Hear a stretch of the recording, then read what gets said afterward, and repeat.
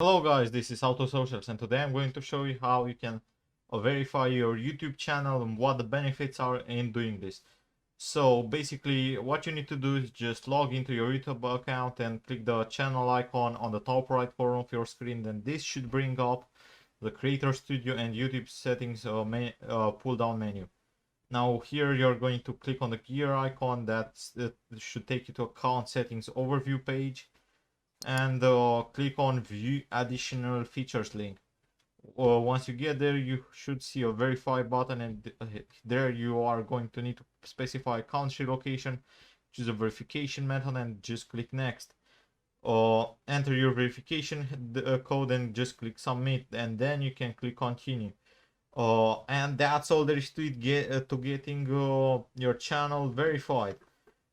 Some benefits of doing this are longer videos. Now you can upload videos with more than 50, which are for more than 50 minutes long, external annotations, custom thumbnails, and unlisted and private videos.